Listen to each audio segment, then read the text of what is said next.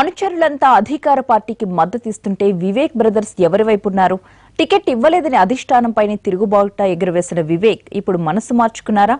ఎన్నికల వేళ గడ్డం సోదరులు ఉన్నట్టుండి సైలెంట్ అయిపోవడానికి కారణమేంటి? ఎలక్షన్స్ అయిపోగానే రాజకీయ భవిష్యత్తుపై ఏదైనా ప్రకటన చేస్తారా?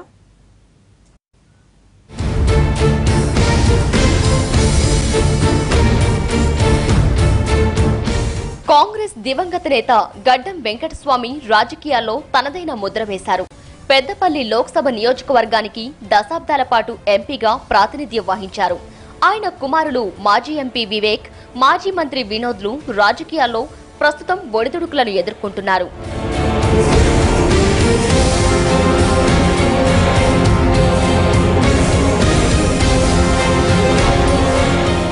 మొన్నటి వరకు టీఆర్ఎస్ లోనే కొనసాగిన గడ్డం సోదరులు ఇప్పుడు ఆ పార్టీ నుంచి బయటకొచ్చారు.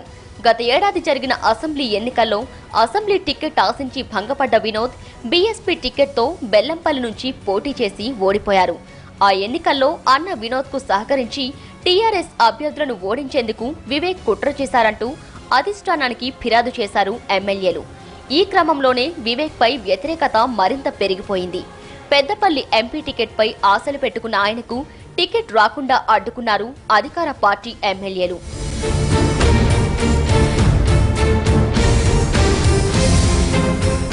ఎంపీ టికెట్ దక్కకపోవడంతో ప్రభుత్వ సలహాదారు పదవికి రాజీనామా చేసి ఏకంగా గులాబీ బాస్ పైనే తీవ్ర ఆరోపణలు చేశారు వివేక్.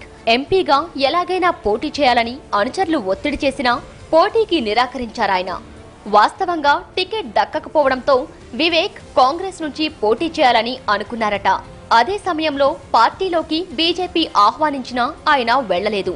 ఇలా వివేక్ పరిస్థితి ఇటు టీఆర్ఎస్ టికెట్ రాక, అటు వేరే పార్టీ నుంచి పోటీ చేయలేక రెంటికి చెడ్డ రేవడిలా తయారైంది.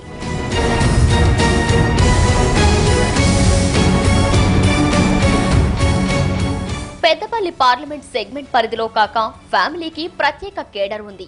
గతంలో వివేక్ ఎంపీగా, వినోద్ మంత్రిగా పనిచేసిన అనుభవం ఉండగా బెల్లంపల్లి, చెన్నూర్, మంచిర్యాలతో పాటు రాష్ట్ర వ్యాప్తంగా ప్రత్యేక ముద్ర ఉంది. అయితే ఇప్పుడు 3 ప్రధాన పార్టీల అభ్యర్థులు జోరుగా ప్రచారం చేస్తున్నా వివేక్ సోదరులు ఎక్కడా కనిపించడం లేదు. వీళ్ళిద్దరూ సైలెంట్ అవ్వడం చూస్తే వివేక్ టీఆర్ఎస్ లోనే కొనసాగుతారా అన్న చర్చ సాగుతోంది. మరోవైపు పార్టీ నుంచి బయటకొచ్చాక వివేక్ అనుచరులు టీఆర్ఎస్ లోనే కొనసాగుతుండడం చూస్తుంటే ఆయన యూటర్న్ తీసుకుంటారా అన్న టాక్ వినిపిస్తోంది. మరోవైపు కేసీఆర్ తన్ను మోసం చేశాడని ఆరోపించిన వివేక్ టీఆర్ఎస్ లోనే కొనసాగడం సాధ్యమయ్యే పనేనా అన్న చర్చ మొదలైంది.